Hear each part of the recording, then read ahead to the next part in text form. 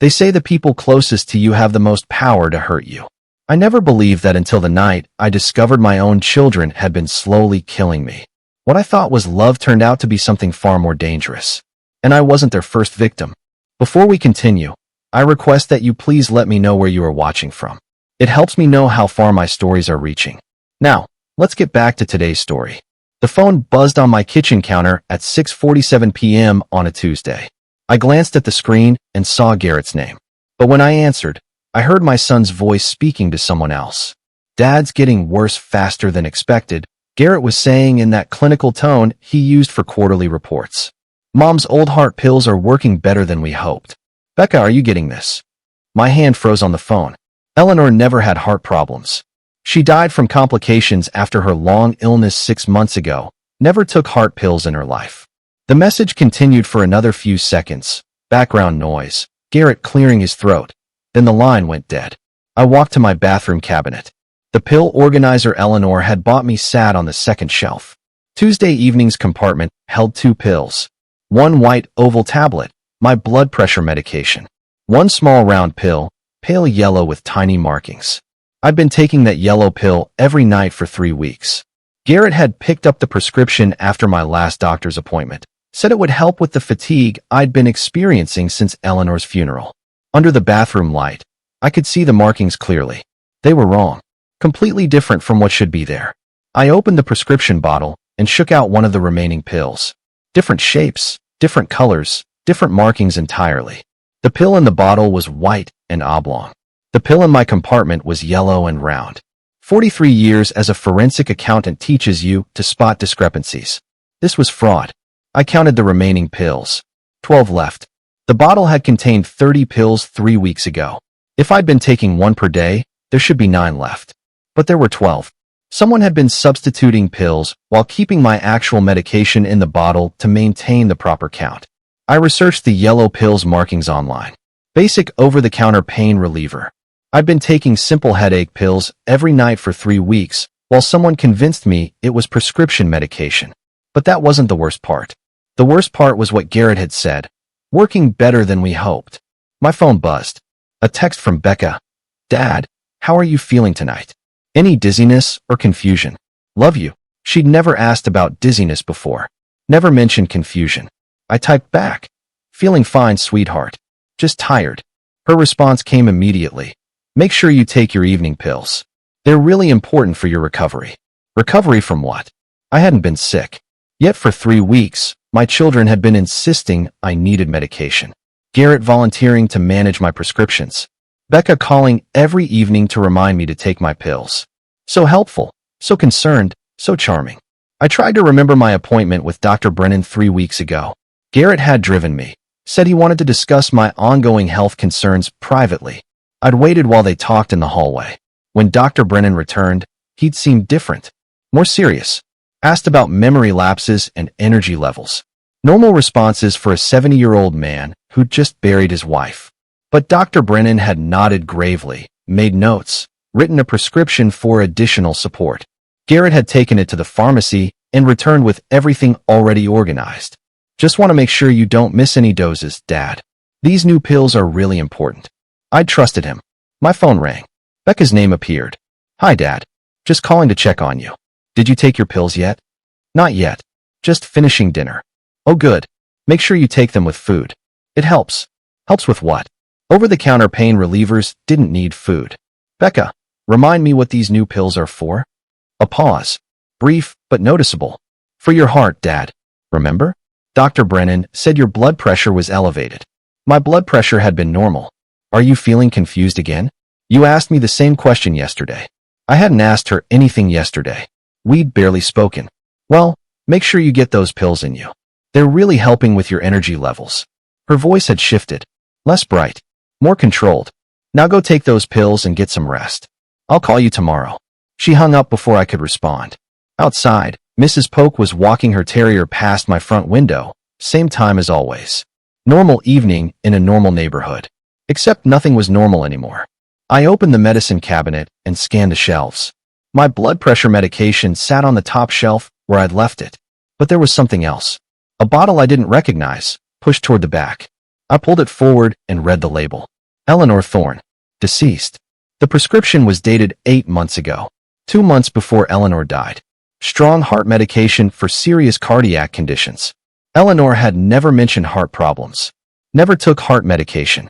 I opened Eleanor's bottle and counted the pills inside. 27 remaining. The bottle had originally contained 30. 3 pills missing. 3 nights I'd been taking Eleanor's heart medication instead of my own blood pressure pills. Strong heart medication is dangerous for people without heart problems. It can cause irregular heartbeat, confusion, weakness. All the symptoms Becca had been asking about every evening. All the symptoms they'd been documenting. The voice message hadn't been about helping me recover. It had been about something else entirely. Something that required careful documentation of my declining health. Something that was working better than they hoped. I listened to Garrett's voice message again. This time I caught background noise I'd missed before. The distinctive chime of a cash register. And Becca's voice in the distance. How much longer do you think? How much longer until what? I walked to my bedroom window and peered through the blinds.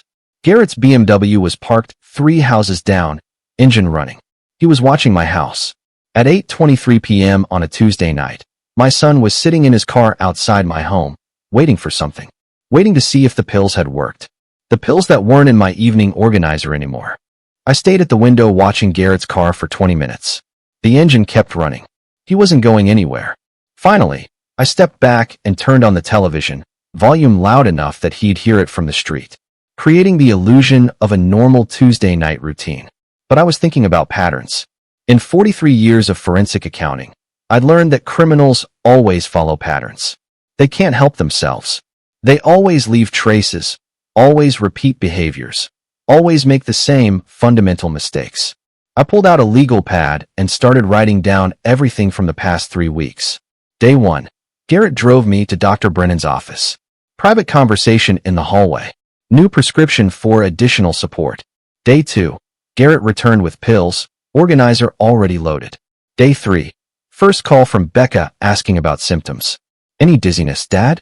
Any confusion? By the end of the first week, the pattern was clear. Garrett managed the medications. Becca monitored the symptoms.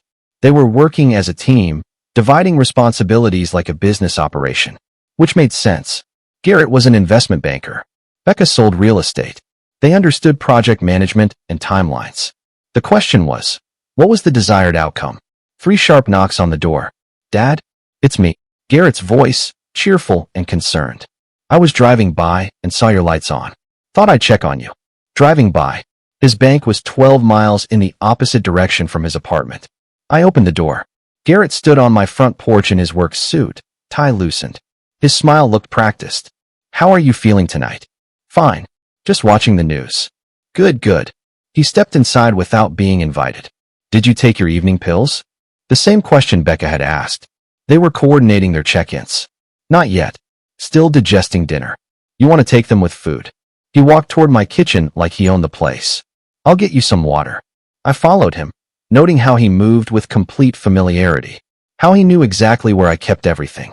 When had he memorized my kitchen layout so thoroughly?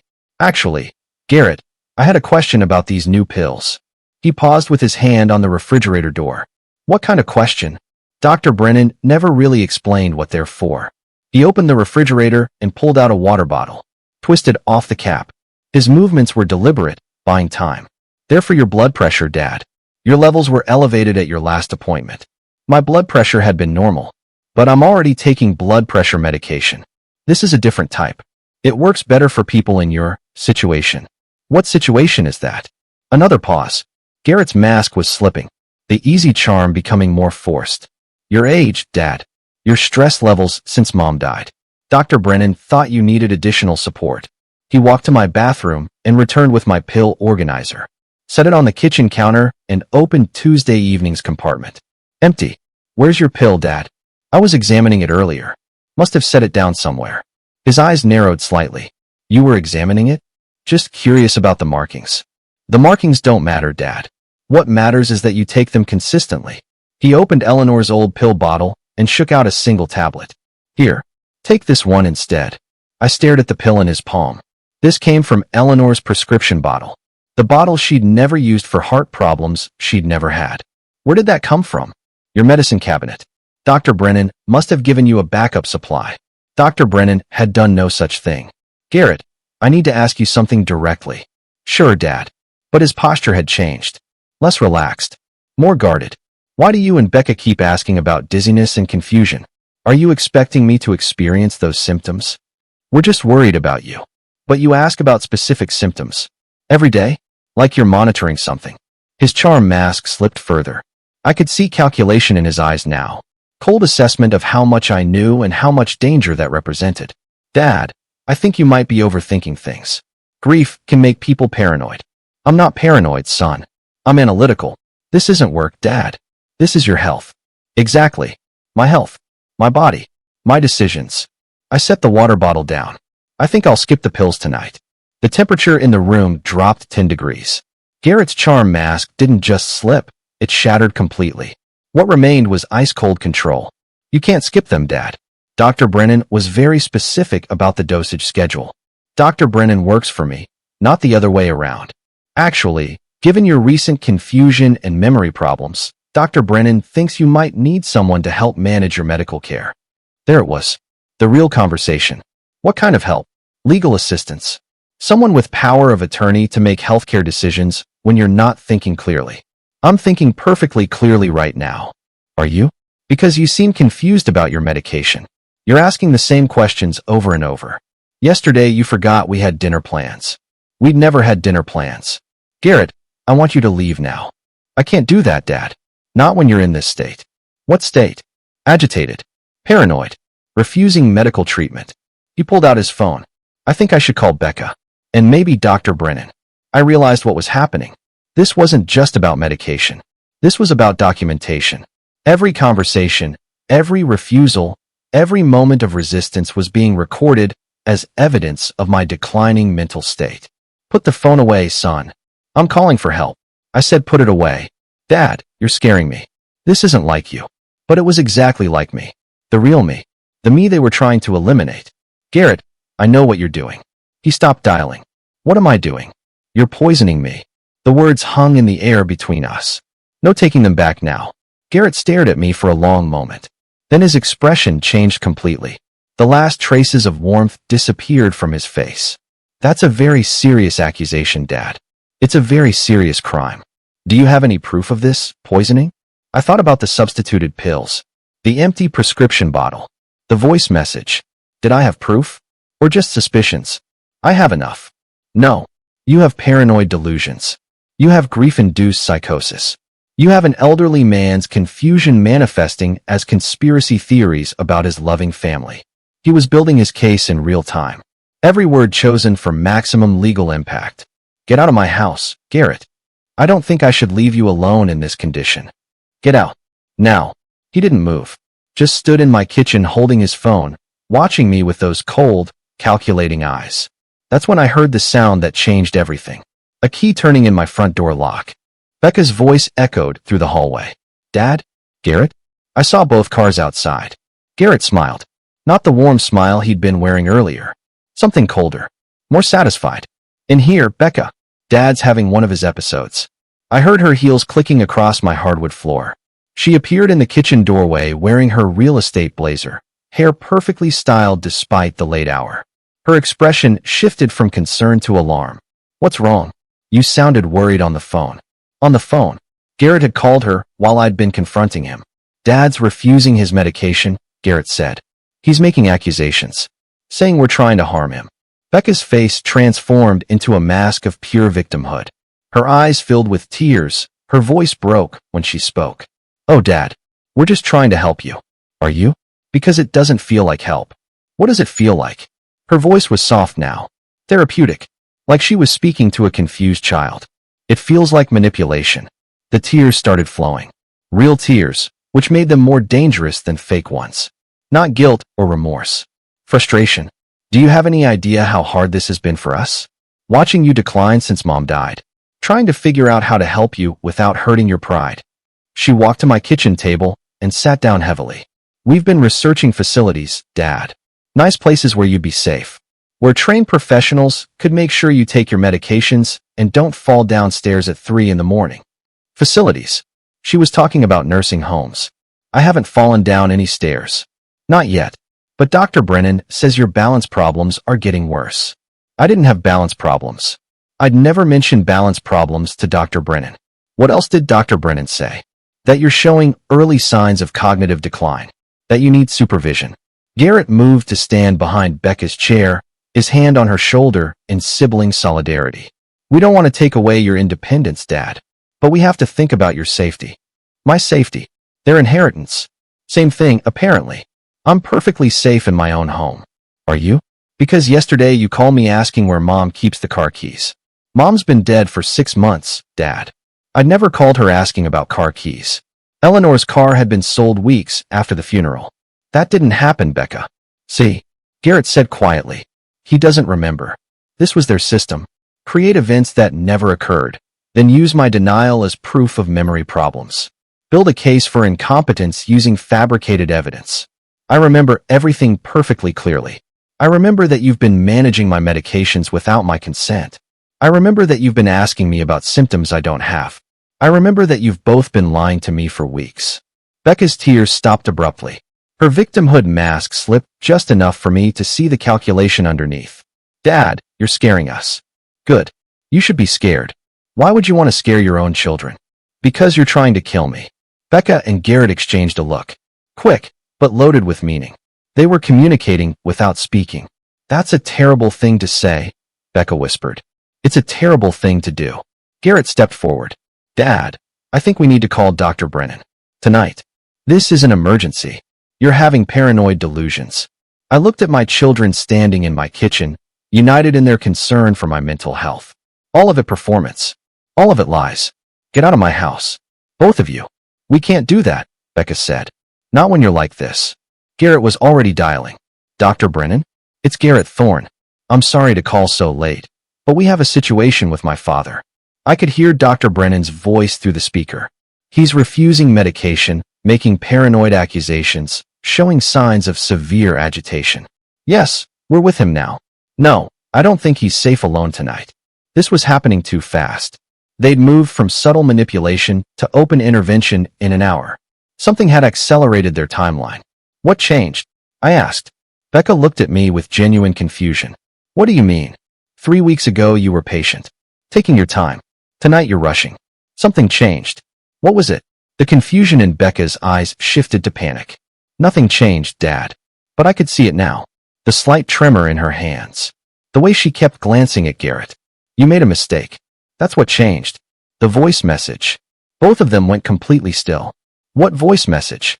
The one you left on my phone at 6:47 tonight. The one where you told Becca that Mom's old pills were working better than expected. I watched their faces. Watched the exact moment they realized their mistake. Garrett's mask didn't slip this time. It evaporated completely. How much did you hear? Enough. Dad? Becca said quickly. Whatever you think you heard. I heard my son telling my daughter that they were poisoning me with medication that belonged to their dead mother. I heard them celebrating my declining health. I heard them planning my death. Garrett ended his call with Dr. Brennan. Set his phone on my kitchen counter. You can't prove any of that. Can't I? No. Because a paranoid old man's interpretation of an innocent conversation isn't evidence. It's delusion. He was right. The voice message could be explained away. Misunderstood. Taken out of context by a grieving widower whose mental state was deteriorating. That's when I heard the scratching at my back door. All three of us turned toward the sound. Soft, but persistent. Are you expecting someone, Dad? Becca asked. I walked to the back door and flicked on the porch light. Mrs. Polk's terrier stood outside, leash dragging behind him. No Mrs. Polk in sight. I opened the door. The dog trotted inside, tail wagging, and sat down next to my feet. He was wet from the evening dew, but otherwise unharmed. Where's Mrs. Polk, boy? The dog just looked up at me with those intelligent brown eyes. I'd seen her walking past my window at the same time every evening for 3 years. 8:15 p.m. without fail. She never varied her route, never missed a day, never let the dog off his leash. But tonight, at 10:30 p.m., the dog was loose in my backyard while Mrs. Polk was nowhere to be found. I walked to my kitchen window and looked across the yard toward Mrs. Polk's house. The lights were on. The front door was standing wide open. The lights were on. The front door was standing wide open. We should call the police, I said. Dad, let's not overreact, Garrett said quickly. Maybe she just stepped outside for a minute. With her door wide open at 10:30 at night? In 40-degree weather. I think we should focus on your situation first, Garrett said. Dr. Brennan is on his way. Mrs. Polk's dog whined softly and walked to the back door. Scratched at it once, then looked back at me. He wants to go home, I said. Dogs get confused, Becca said. Especially at night. But this dog wasn't confused. He knew exactly where he lived. He knew his owner was missing. I'm going to check on Mrs. Polk. Dad, no. Garrett stepped between me and the back door. You're not thinking clearly right now. Then come with me. Both of you. We'll check on Mrs. Polk together. Garrett and Becca exchanged another one of their loaded glances. Okay, Becca said finally. We'll come with you. Too easy. They'd agreed too quickly. We walked across my backyard, the dog trotting ahead of us like a guide. I could hear Garrett's dress shoes squelching in the soft earth behind me. Mrs. Polk, I called out as we approached her back door. It's Bobby Thorne. Are you all right? No answer. The back door was unlocked. The dog pushed past me and ran toward the front of the house, nails clicking on the linoleum floor. Dad, we shouldn't go inside, Becca said. This is breaking and entering. It's a welfare check on an elderly neighbor. But I was already stepping into Mrs. Polk's kitchen. Everything was in its place. No signs of struggle. A cup of tea sat on the counter, still warm. Mrs. Polk, I called again. In here, came a weak voice from the living room. We found her sitting in her favorite armchair, wearing her nightgown and robe. She looked pale, disoriented. Her dog immediately jumped into her lap. Mrs. Polk, are you all right? Your front door was open. Open. She seemed genuinely surprised. I didn't open the door. Are you feeling sick? I'm just tired. Very tired. I was watching television and suddenly I couldn't keep my eyes open.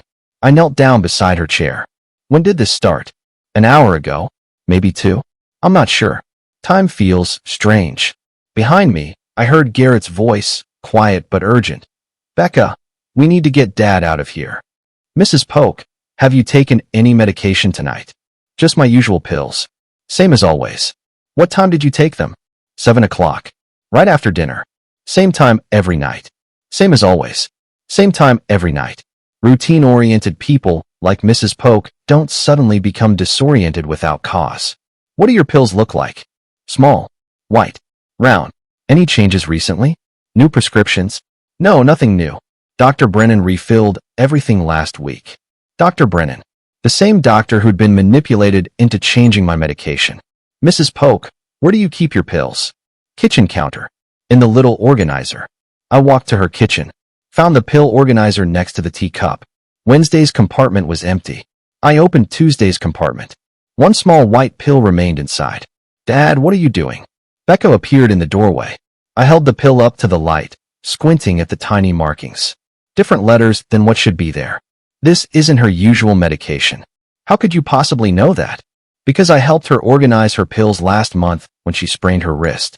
These are different. I walked to Mrs. Polk's bathroom and opened her medicine cabinet. Found her prescription bottle. Compared the pills inside to the one in her organizer. Different shapes. Different colors. Different markings. Someone had been substituting Mrs. Polk's medication just like they'd been substituting mine. Becca, come here. She reluctantly joined me. I showed her the 2 pills side by side. Explain this. She stared at the pills for a long moment. When she looked up at me, her victimhood mask had completely disappeared. What remained was cold calculation. People make mistakes at pharmacies all the time. Both of us. On the same night. Coincidences happen. Not like this, they don't. Dad, you're seeing patterns that aren't there. I'm seeing patterns that are definitely there. The question is, how many other neighbors are taking the wrong pills tonight? From the living room, Mrs. Polk called out weakly, Bobby? I think I need to lie down. I returned to help her walk to her bedroom, supporting her weight as she shuffled down the hallway. She felt frail, smaller than usual. Whatever was in those pills was affecting her balance and coordination. Mrs. Polk, I need to ask you something. Have my children been by to visit recently? Your children? No, dear. What? Have you seen them in the neighborhood? Around your house. She settled onto her bed with a grateful sigh. Becca was here Sunday afternoon. She said you'd asked her to check on me while you were out running errands. I hadn't been out running errands Sunday afternoon. I'd been home all day. What did she want? Just to make sure I was all right. Very concerned about the neighborhood. She mentioned there had been some break-ins recently, said I should be more careful about locking my doors. There hadn't been any break-ins. Did she come inside? Just for a few minutes. Used the bathroom. Asked if I needed any groceries picked up. Used the bathroom, where the medicine cabinet was located. Mrs. Polk, I want you to promise me something. Don't take any more pills until we can get them checked by a pharmacist. Oh, I couldn't do that, dear. Dr. Brennan was very specific about the schedule. When did you last see Dr. Brennan? Last week. Your son Garrett drove me to my appointment. So thoughtful of him to offer. Garrett had driven Mrs. Polk to see Dr. Brennan. The same Dr. Brennan who'd been manipulated into changing both our medications. What did Dr. Brennan say? That I needed to be more consistent about taking it. That missing doses could be dangerous for someone my age. Footsteps in the hallway. Garrett appeared in the bedroom doorway. Dad, Dr. Brennan just pulled into your driveway. We should go. I'm not finished here. Yes, you are. His voice carried an edge of authority I'd never heard before. Mrs. Polk needs her rest, and you need medical attention. Mrs. Polk, don't take those pills. Promise me. Dad, stop frightening her. Promise me. Mrs. Polk looked confused, glancing between Garrett and me. I don't understand. The pills in your organizer aren't your real medication. Someone switched them. That's impossible. Dad, you're scaring an elderly woman with your paranoid delusions. I'm trying to save an elderly woman's life. Garrett stepped fully into the room. Dr. Brennan is waiting. We're leaving. Now. No. This isn't a request. I looked at Mrs. Polk lying on her bed, confused and disoriented. Looked at Garrett with that cold, controlled expression. Looked at the substituted pills that had been slowly poisoning my neighbor. How many others? How many elderly people in this neighborhood had been gradually weakened by fake medications? How many were experiencing natural declines in health that were anything but natural? Mrs. Polk, I said quietly, if anything happens to me, call the police. Tell them about the pills. Dad, that's enough. Tell them everything. Garrett grabbed my arm. We're leaving. I pulled away from him. Don't touch me. Dr. Brennan is going to help you whether you want help or not. That's when I realized what they'd done. They hadn't just called Dr. Brennan for a consultation. They'd called him for an involuntary commitment. Mrs. Polk, listen to me very carefully. When the doctor comes, tell him exactly what I told you about the pills. Tell him someone switched your medication. Dad, stop it. Garrett's voice was steel now. You're terrifying her. Mrs. Polk clutched her dog closer. The animal's eyes never left my face, as if he understood the gravity of what was happening. Tell him about Becca's visit on Sunday. Tell him about the bathroom. What bathroom? Mrs. Polk asked weakly. When Becca used your bathroom. That's when she switched your pills. Dad, that's enough. Garrett grabbed my arm harder. Dr. Brennan is waiting. I knelt beside Mrs. Polk's bed. Do you have family? Someone you can call. My nephew in Portland. But it's so late. Call him. Tonight. Tell him everything. Garrett was moving toward the bedroom door. Becca, help me get him out of here. But Becca hadn't moved from the doorway. She was staring at Mrs. Polk with an expression I'd never seen before. Pure outrage. You stupid old woman, she said quietly. The words hung in the air like poison. Mrs. Polk recoiled as if she'd been slapped. Do you have any idea what you've done? How carefully we planned this? How long we've been working? Becca, shut up. Garrett's command was sharp, but it was too late. 3 months of preparation. 3 months of building relationships, gaining trust, positioning ourselves. And now this senile old bat is going to ruin everything. I stood up slowly. This was the real Becca.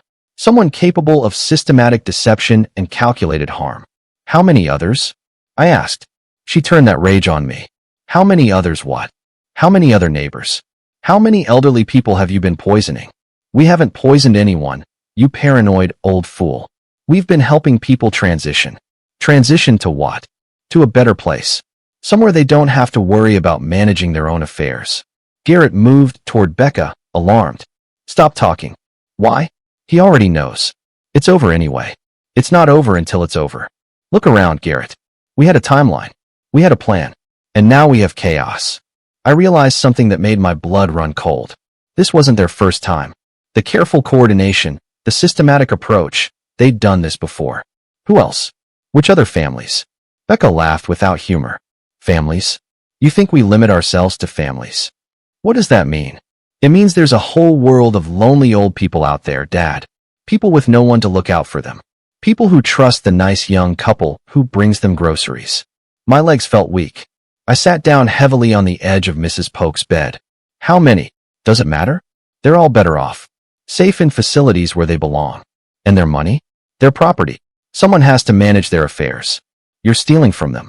We're managing their transitions. There's a difference. Garrett grabbed Becca's arm. We're leaving.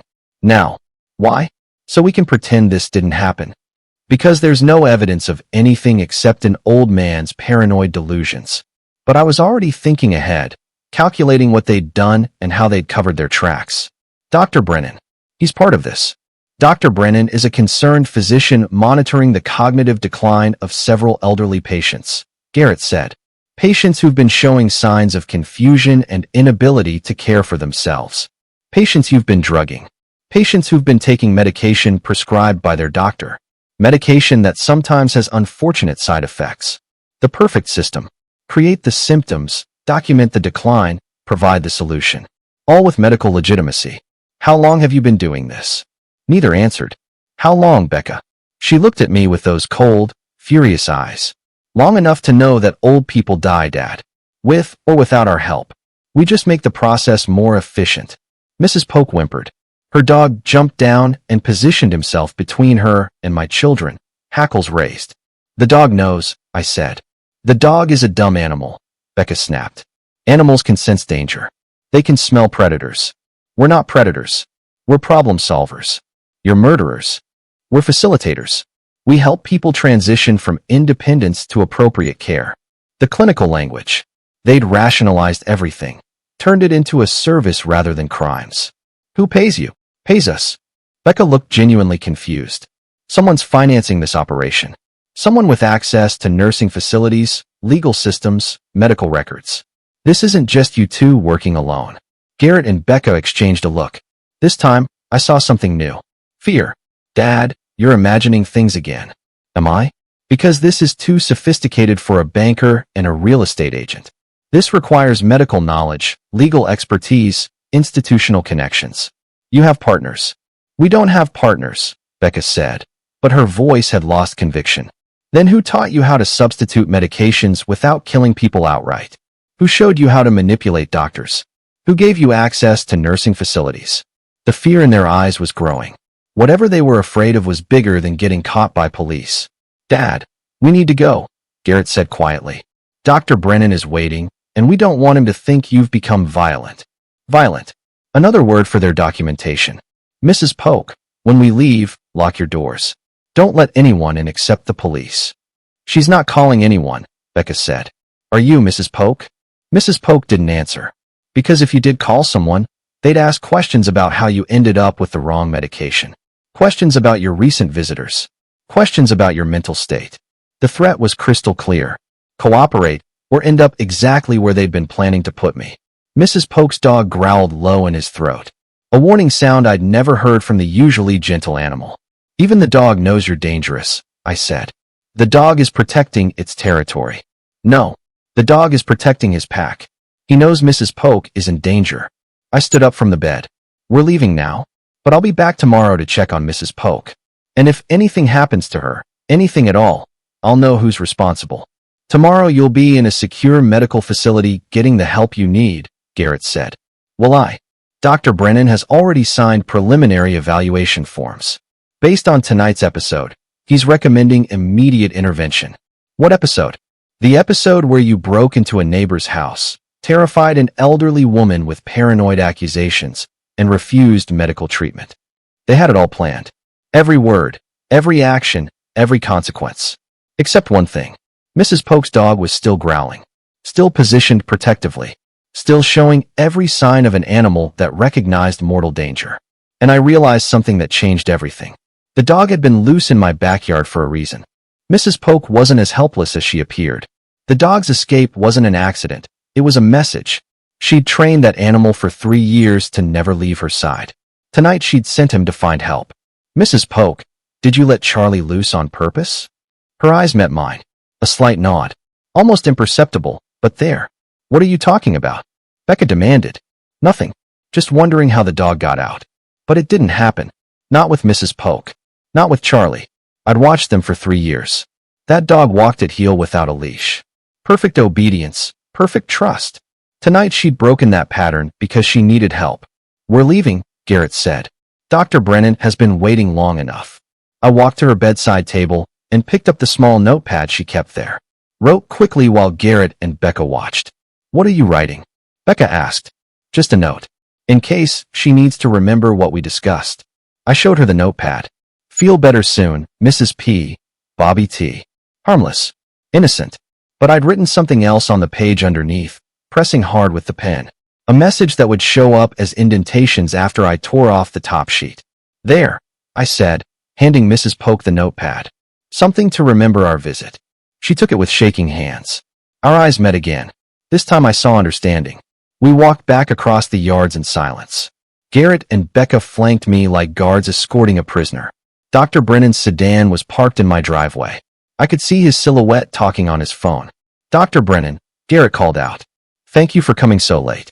The doctor climbed out, medical bag in hand. Someone I'd trusted for 15 years. Someone who'd cared for Eleanor during her illness. Now he looked at me with professional concern mixed with pity. Bobby, Garrett tells me you've been having some difficulties tonight. I've been having difficulties for 3 weeks, Hugo. Ever since you prescribed medication I don't need. The medication is necessary, Bobby. Your blood pressure readings have been concerning. My blood pressure was normal at my last visit. Dr. Brennan pulled a small notebook from his coat pocket. According to my notes, your systolic reading was 158/94. Stage 2 hypertension. That's not what the monitor showed. Bobby, I think your memory of the visit might be affected by stress. Affected by stress. Another way of saying confused, unreliable, incompetent. Hugo, I want to ask you something. How many elderly patients have you treated for sudden cognitive decline in the past year? Dr. Brennan glanced at Garrett, then back to me. That's confidential medical information. Roughly. Just a number. More than usual. There seems to be an uptick in age-related confusion in this area. Possibly environmental factors. Environmental factors. Like children who substituted their parents' medications. And how many of those patients ended up in nursing facilities? The ones who needed professional care, yes. All of them. Another glance at Garrett. Bobby, I'm concerned about the direction of this conversation. Garrett mentioned you've been having paranoid thoughts. Have I? Or have I been having logical thoughts about illogical situations? What does that mean? It means I've discovered that someone has been substituting my medication. Someone has been documenting symptoms I don't have. Someone has been building a case for my incompetence using fabricated evidence. Dr. Brennan looked genuinely surprised. Real confusion. Bobby, that's a very serious accusation. It's a very serious crime. Do you have proof of this substitution? I pulled the yellow pill from my pocket. This was in my pill organizer tonight. It's basic over-the-counter pain reliever. Not the heart medication you prescribed. Dr. Brennan examined it under the streetlight. His expression changed. This isn't what I prescribed. No, it isn't. Where did this come from? My evening medication. The medication Garrett has been managing for 3 weeks. Dr. Brennan turned to look at Garrett.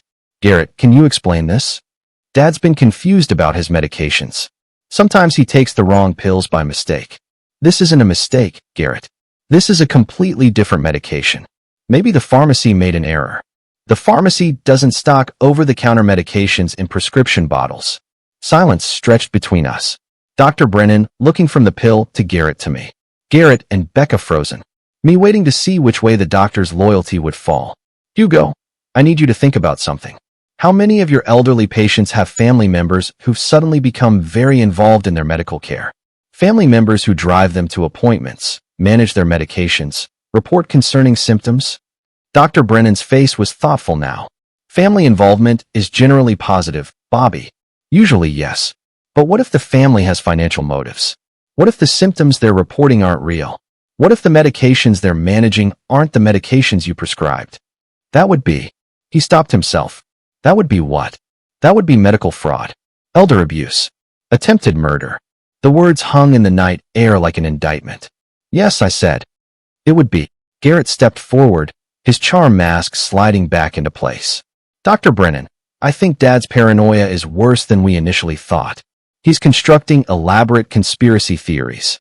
Then explain the pill, Dr. Brennan said. Maybe he switched them himself and forgot. Maybe someone at the pharmacy made an error. Maybe there's a simple explanation. Maybe, Dr. Brennan said. But he didn't sound convinced. Hugo, I said, I want you to do something. Check your records for all elderly patients who've been prescribed new medications in the past year. Cross-reference that with patients whose family members have become suddenly involved. Then cross-reference that with patients who've ended up in nursing facilities. Bobby, that would take. It would take 5 minutes on your computer. And I think you'd find a pattern. What kind of pattern? The kind that shows systematic targeting of vulnerable elderly people by their own families. Dr. Brennan was quiet, staring at the pill in his hand. Dr. Brennan, Becca said suddenly, her victimhood mask reappearing. I'm really worried about Dad. He's been getting worse every day. More paranoid, more agitated. We're afraid he might hurt himself. Or hurt someone else, Garrett added. Bobby, have you been having thoughts of harming yourself or others? I've been having thoughts of protecting myself and others. That's not what I asked. No, Hugo.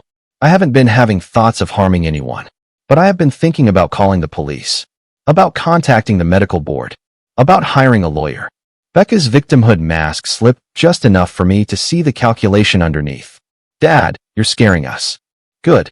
Why would you want to scare your own children? Because scared people make mistakes. And you've already made several tonight. What mistakes? Garrett asked. The voice message was the first one. Coming here together was the second. Calling Dr. Brennan for an emergency intervention was the third. Those weren't mistakes, Dad. Those were necessary responses to your deteriorating condition. Were they? Because they look like panic responses. Like someone accelerated a timeline because they got caught. Dr. Brennan was watching our exchange with growing unease. Bobby, I'm going to ask you to come with me to the hospital for evaluation. Are you asking or telling? I'm strongly recommending. And if I refuse? Dr. Brennan glanced at Garrett and Becca. Then I'll have to consider whether you pose a danger to yourself or others. The trap was closing. Refuse evaluation and be declared incompetent. Accept evaluation and be declared incompetent by a doctor who'd already been manipulated. That's when I saw the light come on in Mrs. Polk's living room window. And I heard something that changed everything. The distant sound of sirens. Garrett's head snapped toward the sound, his charm mask evaporating instantly. What did you do? I didn't do anything. Someone called the police. The sirens were getting closer. 2 vehicles, maybe 3. Becca grabbed Garrett's arm. We need to leave. No. We stay. We stick to the plan. What plan? Dr. Brennan asked. The plan to get Dad the medical help he needs, Garrett said, his mask sliding back into place. But I could see the tension in his shoulders, the way his eyes kept tracking toward the approaching sirens. The first police car turned onto our street, red and blue lights painting the houses. Then a second car. Then a third. That's a lot of police for a medical emergency, Dr. Brennan observed. Mrs. Polk must have called them, I said. The lead car pulled into Mrs. Polk's driveway. 2 officers got out, flashlights in hand. I could see them talking to each other, gesturing toward her front door. Dr. Brennan, Becca said, her voice taking on that therapeutic tone. I think we should get Dad to the hospital before this situation escalates. What situation? Dad broke into Mrs. Polk's house tonight.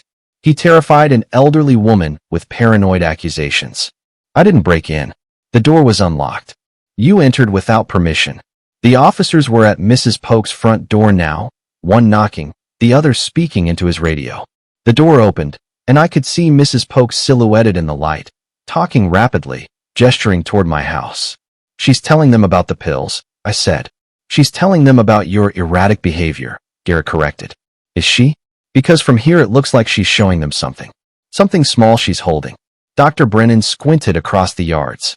What is she holding? I smiled. Evidence. Mrs. Polk was holding up the substituted pills. Physical proof that someone had been tampering with her medication. Oh shit, Becca whispered. One of the officers was examining whatever Mrs. Polk had given him, holding it up to his flashlight. The other was taking notes. They're going to want to question all of us, Dr. Brennan said. That's fine, I said. I have nothing to hide. Neither do we, Garrett said quickly. We're just concerned family members. But his icy control was cracking. I could see it in his clenched hands, the way he kept glancing between the police and the street. Dr. Brennan, I said, before the police get here, I want to ask you one more question. What? How did Garrett know to call you tonight? How did he know I would need emergency medical intervention? Dr. Brennan frowned. He said you were having an episode. But how did he know that would happen tonight specifically? I'm not sure what you mean. I mean, did Garrett call you before or after I confronted him about the pills? Dr. Brennan looked at Garrett, who was staring at me with undisguised hatred. I called Dr. Brennan as soon as I realized you were having problems, Garrett said. When exactly was that? When you started refusing your medication. But I didn't refuse until after I discovered the substitution. Which means you called Dr. Brennan before you knew I would refuse. Which means you were planning this intervention regardless. Silence. Dr. Brennan looking increasingly uncomfortable. Garrett and Becca frozen in their lies. Unless you were expecting me to discover the substitution. Unless tonight's confrontation was part of your plan. That's ridiculous, Becca said weakly. Is it? Because I'm starting to think that voice message wasn't an accident. I think you wanted me to hear it. Why would we want that? Because you needed to accelerate your timeline. Because something was forcing your hand. Across the street, the police officers were walking toward us, Mrs. Polk following with Charlie on his leash. Dr. Brennan, one of the officers called out. Could we speak with you for a moment? Of course, Officer. Martinez. This is Officer Chun. We're responding to a report of potential elder abuse. Elder abuse. Not a welfare check. A specific allegation of criminal activity. I see, Dr. Brennan said carefully. Mrs. Polk says someone has been tampering with her medication. She also says there was an incident tonight involving her neighbors. Officer Martinez looked at our group. Which one of you is Robert Thorne? That's me. Sir, we'd like to ask you some questions about your visit to Mrs. Polk's residence. I'd be happy to answer them. And you are? Officer Martinez looked at Garrett and Becca. I'm Garrett Thorne, Robert's son. This is my sister, Becca Kellerman. The children Mrs. Polk mentioned. She had some interesting things to say about you. I watched Garrett's face. His icy control was holding, but barely. Mrs. Polk is elderly, officer. Sometimes elderly people become confused. She seemed pretty clear to me. She says you've been to her house recently, Miss Kellerman. Is that correct? Becca's victimhood mask slipped back into place. I stopped by Sunday to check on her. My father was concerned about her welfare. But Mr. Thorne says he didn't ask you to check on her. Says he was home all day Sunday. Caught. The first verifiable lie in front of a police officer. I must have misunderstood what Dad wanted. Or you lied about why you were there, Officer Chin said. Mrs. Polk stepped forward, Charlie staying close. The dog was alert, watching Garrett and Becca with obvious wariness. Officer, I want to show you something. She held out a small plastic bag containing 2 pills. The white one is my real medication. The yellow one was in my pill organizer tonight. They're completely different. Officer Martinez examined the bag. When did you first notice the substitution? Tonight. Bobby, Mr. Thorne, pointed it out. And when was the last time someone else had access to your medications? Sunday afternoon. When she came to visit. Mrs. Polk pointed at Becca. She used my bathroom. That's where I keep my pill organizer. Did she ask to use the bathroom? She asked. Said she couldn't wait until she got home. Officer Chin made a note. Mrs. Polk, you mentioned there might be other people affected. Can you elaborate? Mrs. Polk looked at me. Tell them, Bobby. I took a deep breath. Officers, I believe my children have been systematically targeting elderly people in this neighborhood. They've been substituting medications, documenting false symptoms, and manipulating doctors into prescribing unnecessary treatments. The goal appears to be having their targets declared incompetent so they can gain control of their assets. That's a very serious allegation. It's a very serious crime. Garrett stepped forward, his mask of concern perfectly in place. Officers, I'm afraid my father is experiencing cognitive difficulties. He's been prescribed medication for his condition, but he's been refusing to take it. Tonight he became paranoid and agitated, which is why we called Dr. Brennan. Is that your professional assessment, Doctor? Officer Martinez asked. Dr. Brennan hesitated. I'm not sure what to think. The medication substitution Mr. Thorne showed me is concerning. What medication substitution? I pulled the yellow pill from my pocket. This was in my pill organizer tonight. It's basic over-the-counter pain reliever. Dr. Brennan prescribed heart medication. Who manages your medications? My son has been helping me for 3 weeks. And you, Mr. Garrett Thorne, how do you explain the substitution? Garrett's control was slipping. I could see the calculation behind his eyes. I don't know how that happened. Maybe Dad switched them himself and forgot. Maybe there was a pharmacy error. The pharmacy doesn't put over-the-counter medications in prescription bottles, Officer Chin observed. Then I don't know what to tell you. But I could see that he did know. He knew exactly how it happened and exactly what the consequences would be. Mrs. Polk spoke up again. Officers, there's something else. The notepad Bobby gave me tonight. She held up the small pad. He wrote a message on the page underneath the one he tore off. She angled the pad toward Officer Martinez's flashlight. The indentations I'd pressed into the paper were clearly visible. Check Becca's car trunk. Check Garrett's apartment. Check Dr. Brennan's patient records for medication changes in elderly patients with involved family members. Officer Martinez read the message aloud, then looked at me. You wrote this? I did. Why? Because I knew they'd try to have me committed tonight. I knew this might be my only chance to get the information to someone who could act on it. Garrett's mask finally shattered completely. You son of a bitch. The words hung in the night air like a confession. Officer Martinez stepped forward, his hand moving toward his radio. Mr. Garrett Thorne, I need you to calm down. Calm down? He's been planning this. Setting us up, manipulating evidence. Is that what happened here tonight? Officer Chin asked me. No, officer. What happened is that I discovered my children have been poisoning me and an unknown number of other elderly people. That's not. Becca started, but Garrett cut her off. Don't say anything else. Not one word. But it was too late. His outburst had shattered their coordinated facade. Dr. Brennan stepped back from our group. Officers, I think there may be validity to Mr. Thorne's concerns. The medication substitution is definitely irregular. How irregular? Officer Martinez asked. The pill in his organizer was basic pain relief. The pill in his prescription bottle was cardiac medication. There's no medical reason to substitute one for the other. Could it have been an accident? Not the way Mr. Garrett Thorne is describing. Pharmacies don't accidentally put over-the-counter medications in prescription bottles. Officer Chin made a note. Dr. Brennan, how many other patients have you seen recently with similar issues? I'd have to check my records. We'll need you to do that. Tonight, if possible. Mrs. Polk spoke up. Officers, there's something else. I've been feeling strange for weeks. Dizzy, confused, tired. I thought it was my age, but now you think it was the medication? Now I think someone wanted me to feel that way. Officer Martinez looked at Becca. Miss Kellerman, Mrs. Polk says you visited Sunday. She says you used her bathroom, where she keeps her medications. Can you explain what you were doing? Becca's victimhood mask slipped back into place, but it was damaged now, unconvincing. I used the facilities. I wasn't doing anything with her medications. Then how do you explain the substitution? Maybe she did it herself and forgot. Elderly people get confused about their pills.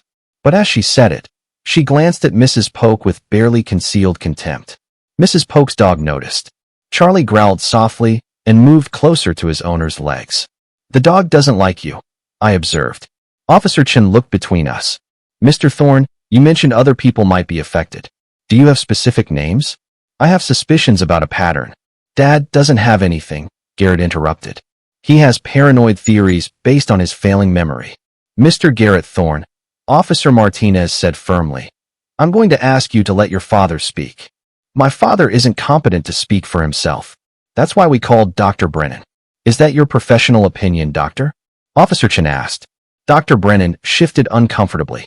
Based on tonight's conversation, I'm not prepared to make determinations about Mr. Thorne's competency. He's been lucid, articulate, and his concerns about medication substitution appear valid. Garrett's face went white. Without Dr. Brennan's support, their entire strategy collapsed. Hugo, you know Dad's been declining. I've seen symptoms that were reported to me by family members. I haven't independently verified them.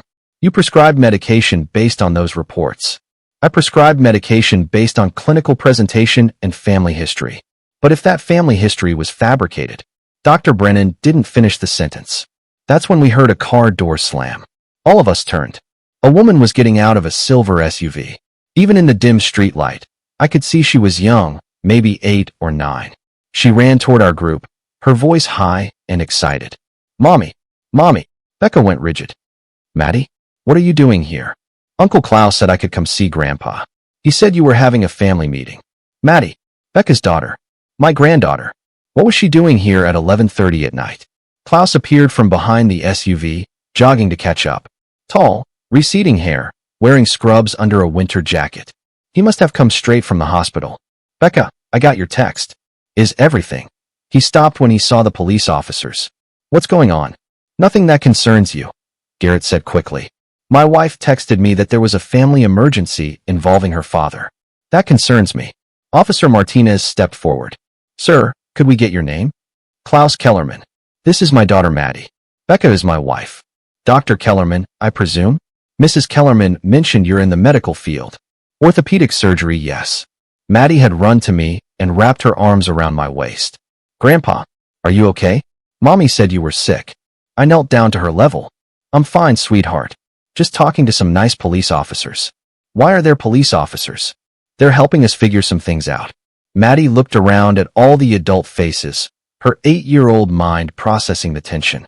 Mommy, why does everyone look angry? No one's angry, baby. Everyone's just worried about Grandpa. But Maddie was looking at her mother with a frown. Even at her age, she could tell something was wrong. Mommy, remember when you gave me those special vitamins? The ones that made me sleepy. The entire group went silent. Becca's face drained of color. What vitamins, sweetheart? Officer Chin asked gently, kneeling to Maddie's level. The ones Mommy said were for my cough. But they didn't taste like vitamins. They tasted like Grandpa's pills. Klaus stepped forward, alarm in his voice. Becca, what is she talking about? Maddie hasn't been sick. She had a little cold last week. I gave her some children's medication. What medication? Klaus's voice was sharp now, professional. I'm her father, Becca. What did you give our daughter? Maddie looked up at him with innocent eyes. The pills from Grandpa's organizer. The yellow ones. Mommy said they were special vitamins that would help me sleep. The silence that followed was absolute. Klaus grabbed Becca's arm. You gave our 8-year-old cardiac medication?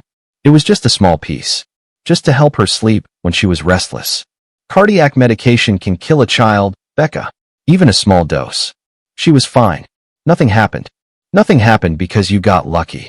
He stopped, staring at his wife like he'd never seen her before. What the hell is wrong with you? Officer Martinez stepped between them. Dr. Kellerman, what exactly are we talking about? Klaus turned to the officer, his voice shaking with controlled rage. My wife just admitted to giving our daughter unprescribed cardiac medication. Medication that wasn't even prescribed for her father, according to what I'm hearing. That's correct, Dr. Brennan confirmed. The pills Mr. Thorne showed me were over-the-counter pain relievers, not cardiac medication. Then what was in the organizer that my daughter took? Dr. Brennan looked at me. I pulled Eleanor's old pill bottle from my pocket. This, I think. Heart medication prescribed for my deceased wife 8 months ago. Klaus stared at the bottle, his medical training processing the implications. Eleanor never had heart problems, he said slowly. No, she didn't. So this was prescribed for someone who didn't need it, filled but never used, and then given to me for 3 weeks. And apparently, on at least one occasion, given to your daughter. Klaus turned to look at his wife with an expression I'd never seen before. Not anger. Not disappointment. Horror. Becca, what have you done? I haven't done anything wrong. I've been trying to help people. Help people? You've been drugging people. Including our daughter. It was just once. She was having trouble sleeping. She was having trouble sleeping because you've been keeping her up late for your real estate showings. Because you've been dragging her around the neighborhood while you've been. He stopped himself. While I've been what, Klaus? But Klaus was looking at me now, understanding dawning. The house visits. The elderly clients you've been cultivating. The sudden interest in estate planning. Klaus, don't. You haven't been selling real estate. You've been targeting vulnerable people. Officer Chin stepped forward. Dr. Kellerman, do you have specific knowledge about your wife's activities? Klaus looked down at Maddie, who was still clinging to my leg, sensing the adult drama but not understanding it. Not specific knowledge, but suspicions I've been ignoring. What kind of suspicions? The kind that make me realize I've been married to someone I don't know at all. Maddie tugged on my shirt. Grandpa, why is Daddy angry at Mommy? I picked her up, holding her close. Adults sometimes disagree about things, sweetheart. Is Mommy in trouble? I looked at Becca, standing in my driveway under the police lights, her victimhood mask finally cracking beyond repair. Yes, baby. I think Mommy is in very big trouble. Officer Martinez stepped forward. Dr. Kellerman, we're going to need to separate everyone for individual questioning. Is there somewhere your daughter can wait? Klaus nodded grimly. My car. She has books and games. I don't want to go to the car, Maddie said, tightening her grip around my neck. I want to stay with Grandpa. Are you going to arrest Mommy? She asked. The question hung in the air like a loaded gun. We're just going to ask some questions, Officer Chin said gently. But Maddie was looking at her mother now, studying Becca's face with the unervingly perceptive gaze children sometimes have.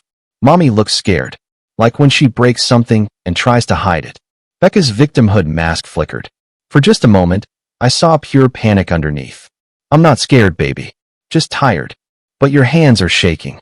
They only shake when you're really, really scared. I looked down at Becca's hands. Maddie was right. They were trembling. Klaus noticed it too. Becca, what exactly have you gotten yourself into? I haven't gotten myself into anything. This is all a misunderstanding. Officer Martinez pulled out his radio. Dispatch, we're going to need a Child Protective Services representative. No, Klaus said quickly. That won't be necessary. Maddie will be staying with me. I'm her father, and I'm a licensed physician. As Klaus carried Maddie to his SUV, I heard her voice floating back. Daddy, why did Mommy give me Grandpa's medicine? Officer Martinez turned to our group. We're going to need separate statements from everyone. Dr. Brennan, would you start? We'd like to understand the medical situation first. Dr. Brennan followed Officer Chun toward the police cars, leaving me with Officer Martinez, Garrett, and Becca. Mr. Robert Thorne, can you walk me through what happened tonight? I pulled out my phone and played Garrett's voice message. Officer Martinez listened carefully. This message was left accidentally? That's what I thought initially. But now I think it was deliberate. Why would your son deliberately leave incriminating evidence? Because they needed to accelerate their timeline. Something was forcing their hand. I looked at Garrett, whose icy control had returned. I think someone else is involved. Someone who was putting pressure on them. What makes you think that? Because this operation is too sophisticated for a banker and a real estate agent. They have help. Garrett spoke for the first time since his outburst. Officer, my father is creating elaborate conspiracy theories to explain his own cognitive decline. There is no operation. His charm mask was back, but more desperate now. Then explain your daughter's testimony about the medication, Officer Martinez said. Children get confused. They mix up events, combine different memories. She was very specific about the yellow pills from his organizer. Officer Martinez was writing everything down, and I could see he wasn't buying Garrett's explanations. Mr. Thorne, you mentioned other people might be affected. Can you be more specific? Mrs. Polk is the only one I can confirm. But if you check Dr. Brennan's records, I think you'll find a pattern. That's speculation, Garrett said quickly. Officer, I'd like to make a suggestion. Check the nursing facilities in this area. Look for elderly patients admitted under suspicious circumstances. Patients whose families gained power of attorney shortly before admission. Officer Martinez looked interested. You think there's a financial component? I think that's the whole point. Create cognitive decline, gain legal control, profit from helplessness. And you believe your children were doing this systematically? I believe my children were part of a larger network. Becca finally spoke, her victimhood mask firmly in place. Officer, this is heartbreaking. Watching my father create these theories to avoid accepting that he needs help. Tears flowed down her cheeks. Real tears, born of frustration and fear. We just want him to be safe. And instead, he's convinced himself that we're trying to hurt him. It was a masterful performance. Miss Kellerman, can you explain why your daughter says you gave her your father's medication? I never gave her medication. Maybe she got into Dad's pills when no one was looking, and now she's trying to avoid trouble by blaming me. But Officer Martinez wasn't convinced. Her explanation was too convenient. Officer, I said, there's something else you should know. The notepad I gave Mrs. Polk tonight contains more than instructions about evidence. It contains names. Both Garrett and Becca went very still. What names? Names of other elderly people in this neighborhood who've been experiencing sudden health declines. It was a lie, but strategic. I wanted to see their reactions. Garrett's icy control cracked slightly. Dad, you're making things up. Are we? We'll see when the officers examine the notepad. There are no names, Becca said quickly. This is all in Dad's imagination. But her desperation was showing. From across the street, I could see Officer Chun talking animatedly to Dr. Brennan, showing him something in a notebook. Officer Martinez, I think Dr. Brennan is discovering something interesting. Dr. Brennan was flipping through pages, pointing to specific entries. Officer Chun was taking detailed notes. What do you think they're discussing? Patient records. Medical histories. The pattern I told you about. Garrett stepped forward. Officer, I really think my father should be taken to the hospital for evaluation. His behavior tonight has been increasingly erratic. Those don't sound like signs of cognitive decline to me, Officer Martinez said. They sound like the actions of someone who discovered something disturbing. After a few minutes, Officer Martinez returned from consulting with his partner. Mr. Garrett Thorne, Ms. Kellerman, I'm going to need you both to come with us to the station for further questioning. Are we under arrest? Becca asked. Not yet. But Dr. Brennan has identified concerning patterns in his patient records that corroborate your father's allegations. Garrett's icy control finally shattered completely. This is ridiculous. You're going to destroy our family based on the paranoid delusions of a sick old man. We're going to investigate credible allegations of elder abuse, medical fraud, and child endangerment. I want a lawyer. As the officers began leading Garrett and Becca toward the police cars, Becca turned back to look at me. Her victimhood mask was gone, replaced by something I'd never seen before. Pure hatred. This isn't over, Dad. You have no idea what you've started. The police cars pulled away, red and blue lights fading into the distance. I stood in my driveway with Dr. Brennan, Klaus, and Maddie, watching my children disappear into the night. Grandpa, Maddie said quietly, are Mommy and Uncle Garrett going to jail? The police officers need to ask them questions first, sweetheart. Will they come back tonight? Klaus knelt beside his daughter. No, baby. They won't be coming back tonight. Good. Uncle Garrett was scary tonight. Dr. Brennan cleared his throat. Bobby, I owe you an apology. When I reviewed my patient records with the officers, the pattern was undeniable. How many patients, Hugo? 14 elderly patients in the past 18 months. All with sudden cognitive symptoms. All with family members who became heavily involved in their medical care. All prescribed new medications based on reported symptoms. And how many ended up in nursing facilities? 12. The other 2 died at home before arrangements could be made. The words hit like a physical blow. People had died. Hugo, this wasn't just medical fraud. This was murder. I know. And I helped them do it. You were manipulated. You're a victim too. Klaus stood up. Dr. Brennan, you can't blame yourself for trusting family members. That's normal practice. Is it? Looking back, I see signs I should have caught. Symptoms that were too convenient. Family members too prepared with answers. I watched Dr. Brennan process his guilt, his professional identity crumbling. Hugo, there's something else. The scope of this operation. Becca said something that suggested they weren't working alone. What kind of institutional support? Think about it. How did they know which elderly people to target? How did they coordinate with legal systems? How did they get access to nursing facilities? Klaus was following my logic. You think there are others involved? I think we've uncovered one cell of a larger network. And their partners are going to be unhappy about the exposure. Dr. Brennan went pale. You think they'll try to silence witnesses? I think they'll try to contain the damage. That's when Maddie tugged on Klaus's sleeve. Daddy, there's a car watching us.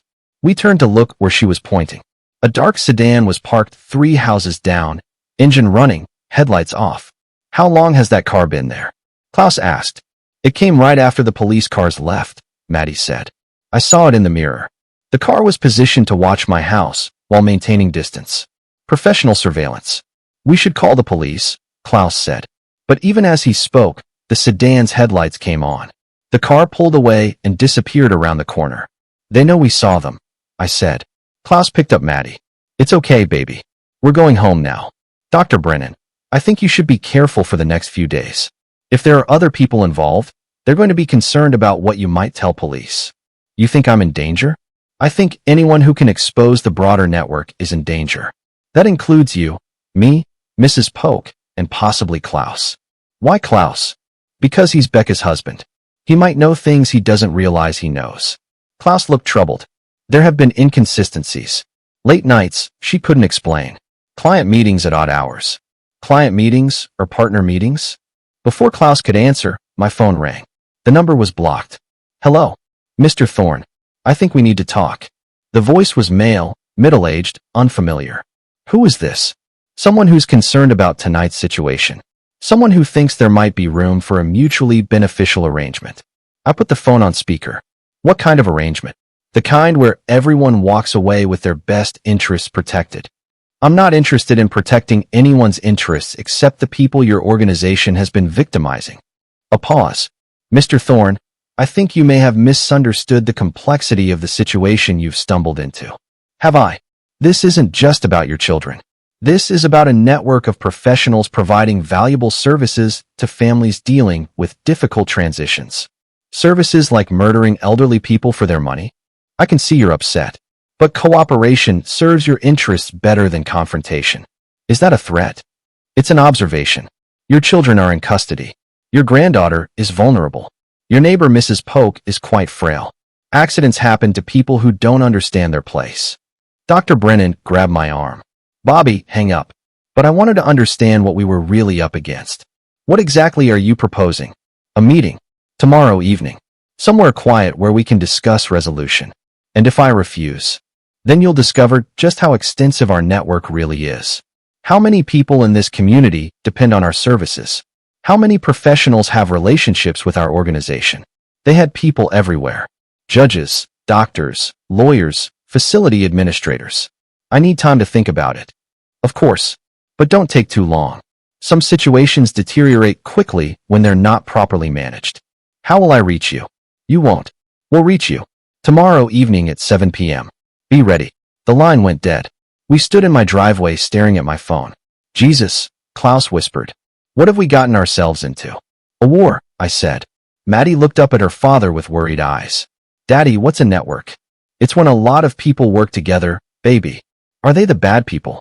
Before Klaus could answer, Dr. Brennan's phone rang. He looked at the caller ID and went white. It's the hospital. They never call this late unless. He answered. Dr. Brennan speaking. We watched his face as he listened. What? When? How many patients? Silence. Then, I'll be right there. He ended the call and looked at us with horror. There's been an incident at Millbrook Manor, the nursing facility where most of my elderly patients have been admitted. What kind of incident? I asked. Food poisoning. 7 residents are in critical condition. All of them patients I referred there in the past 6 months. The message was unmistakable. They were eliminating witnesses. Hugo, you can't go to the hospital. Not until we figure out what's really happening. I have to go. Those are my patients. People who are being systematically poisoned to cover up a larger crime. Dr. Brennan stared at me. You think the food poisoning isn't accidental? 6 hours after my children are arrested, 7 nursing home residents are suddenly critical. All potential witnesses to medical fraud. Klaus shifted Maddie to his other arm. Bobby's right. If there's really a network involved, they're going to eliminate evidence. That includes patient testimonies and anyone who can connect them to fraud. But I can't ignore my patients. You can't help them if you're dead. Dr. Brennan's phone rang again. Same hospital number. This time he didn't answer. They're going to keep calling until you show up, I said. Which means they need you there for something specific. Think about it, Hugo. You're the doctor who referred all those patients. If something happens to you at the hospital tonight, then the primary witness to medical fraud disappears. The phone stopped ringing, then immediately started again. Answer it. But put it on speaker. Dr. Brennan accepted the call. Dr. Brennan speaking. Hugo, thank God. The voice was female, professionally calm. This is Linda Chun at Millbrook Manor. We need you here immediately. Linda, what exactly happened? Food poisoning from the evening meal. 7 residents affected, all in critical condition. The families are asking for you specifically. Which families? A pause. The ones whose loved ones you referred to us. They want to understand how this could have happened. Linda, are the police investigating? Of course. They're treating it as a potential criminal matter. What about the health department? Another pause. We're handling the investigation internally for now. We don't want to cause unnecessary panic. Internally. No outside oversight. Linda, I'm not comfortable coming tonight. Hugo, you need to be here. The families are threatening legal action. They're talking about calling the medical board. They need to hear from you directly. Classic manipulation. Create urgency, manufacture consequences, provide false solution. Tell the families I'll speak with them first thing in the morning. By morning it might be too late. Some are talking about going to the media, about exposing what they're calling a pattern of negligence. Dr. Brennan ended the call and stared at his phone. They want me dead, he said quietly. More than that, they want you discredited. They want to destroy your reputation, so anything you say about medical fraud gets dismissed. Klaus was pacing. This is insane. We're talking about a criminal organization spanning multiple institutions. Not police, I said. At least not the officers who responded tonight.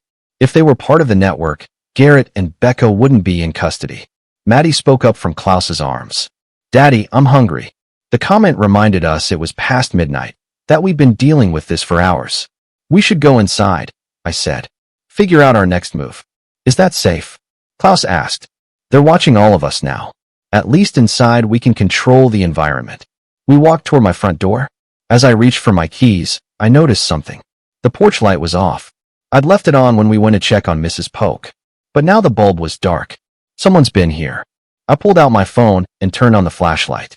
The beam revealed scratches around the door lock. Fresh scratches. Someone picked the lock. I inserted my key. The door opened easily. Too easily. I always had to jiggle the key because the lock was old. Tonight it turned smoothly.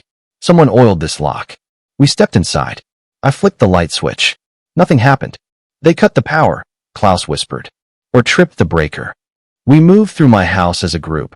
Phone flashlights creating overlapping pools of light. Everything looked normal at first glance. But then I noticed subtle differences. Books arranged differently. Papers that had been scattered were now neatly stacked. Someone had been here, but they'd tried to hide their presence. They were looking for something, I said. I walked to my home office and opened the desk drawer where I'd kept my legal pad. The pad was still there, but the pages were blank. They took my notes. Everything I'd documented. I checked my computer. Files had been accessed recently. Browser history cleared. Email deleted. They wiped everything. Any digital evidence I might have collected. Maddie tugged on Klaus's shirt. Daddy, there's a man in the kitchen. We all froze. Klaus immediately lifted Maddie higher, positioning himself between her and the kitchen doorway. What man, baby? The one standing by the refrigerator. He's been watching us walk around. I aimed my flashlight toward the kitchen. The beam illuminated an empty room. Maddie, I don't see anyone. He's right there, by the big white box. Klaus and Dr. Brennan both turned their flashlights toward the refrigerator. Still nothing. He's wearing dark clothes. He's not moving, just watching. Children sometimes see things adults miss. Shadows, shapes, patterns that adult minds dismiss. Maddie, is the man still there? Yes. And now he's smiling. Every hair on my neck stood up. Klaus was already backing toward the front door, Dr. Brennan close behind. That's when we heard the sound that confirmed our worst fears. The kitchen door closing softly in the darkness behind us. Move. Front door. Now. We backed toward the entrance, Klaus clutching Maddie, Dr. Brennan fumbling with his phone. I kept my flashlight aimed at the kitchen doorway. Daddy, there are more of them now, Maddie said quietly. 2 by the back door. 1 by the window. I reached for the front door handle. Turned it slowly. Locked. The deadbolt was engaged from the inside. We were trapped. The basement. There's an exterior entrance. We moved toward the basement stairs. Behind us, I could hear soft sounds. Deliberate movement. Professional. At the bottom of the stairs, I oriented myself toward the exterior entrance. 15 feet away. We moved across the basement floor, navigating around boxes. Almost there. My hand touched the door handle. I wouldn't do that if I were you. The voice came from directly behind us. Male. Calm. Professional. A man stepped out of the shadows near the furnace. Middle-aged, dark clothing, holding something in his right hand. Mr. Thorne. Dr. Brennan. Dr. Kellerman. And young Maddie.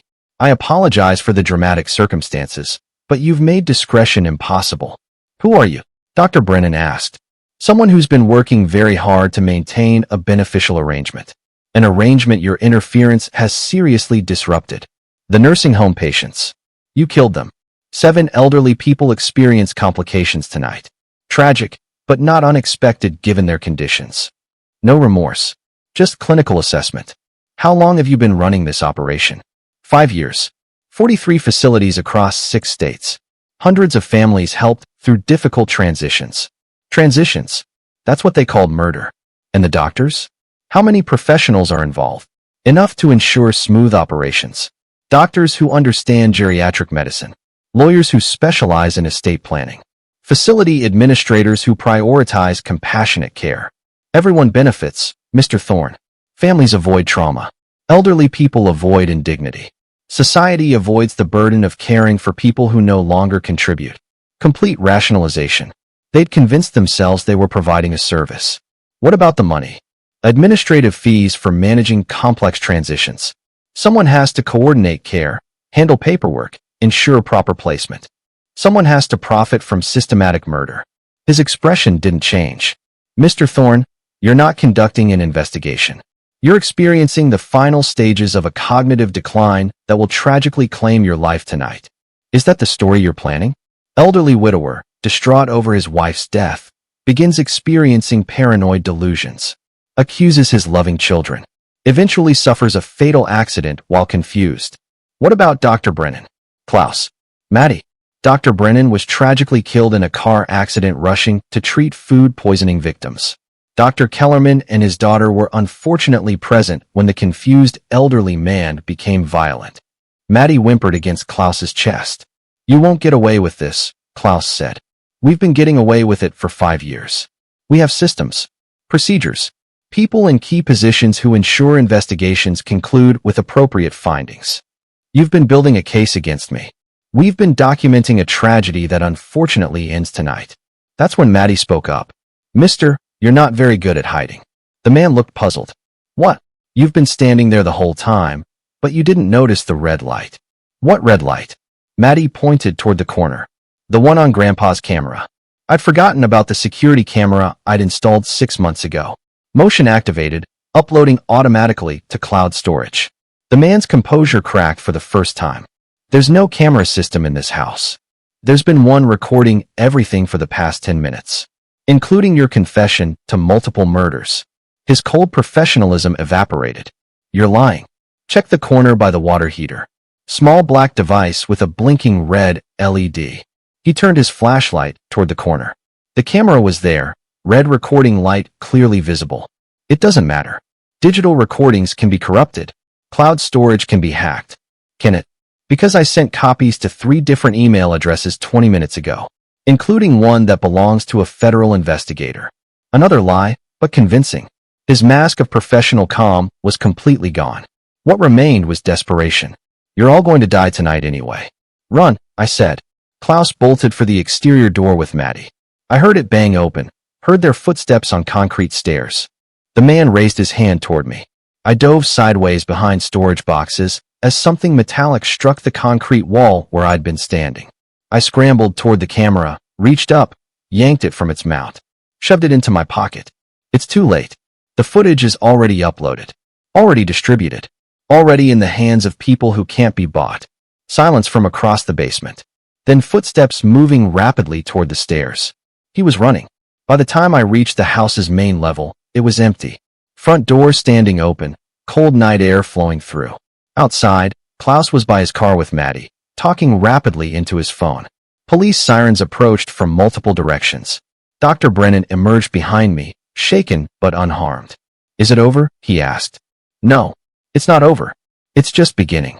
The next 6 months were a blur of investigations, arrests, and trials. The camera footage provided enough evidence to unravel a network spanning multiple states. 47 people were eventually charged, including doctors, lawyers, facility administrators, and the professional killer who'd visited my basement. Garrett and Becca were convicted of conspiracy to commit fraud and multiple counts of elder abuse. No repentance, no remorse, just anger at being caught. They're serving 15-year sentences in different facilities. We don't correspond. The network's reach was staggering. Over 300 elderly people victimized over 5 years. Millions in stolen assets. Dozens of preventable deaths. Mrs. Polk recovered fully once her real medication was restored. She testifies regularly at congressional hearings about elder abuse, always with Charlie at her side. Dr. Brennan had his license suspended for 6 months, then reinstated with conditions. He now works exclusively with elder abuse prevention programs. Klaus gained full custody of Maddie after Becca's conviction. They moved to Portland to be closer to Mrs. Polk's nephew. Maddie sends me drawings sometimes. Pictures of houses with bright lights in every window. I still live in the same house. Still walk the same neighborhood. But I sleep with one eye open now. Check my medications daily. Verify the identities of anyone who offers to help. The network was dismantled, but networks can be rebuilt. Different people, same methods, new territories. I've learned that family can be the most dangerous word in the English language. That the people closest to you have the most power to hurt you. That trust, once broken, leaves scars that never fully heal. Every evening at 8:15, I watch for Mrs. Polk and Charlie. When I see them pass my window, walking at their steady pace, I know the day has ended safely. But I also know that somewhere out there, other families are making their own plans. Other elderly people are learning to trust the wrong children. And I know that vigilance is the price we pay for staying alive long enough to die on our own terms. I drop 2 stories a day. Please subscribe to my channel so you don't miss them. If you enjoyed this story, please click on one of the boxes showing on your screen for more. Thank you for listening.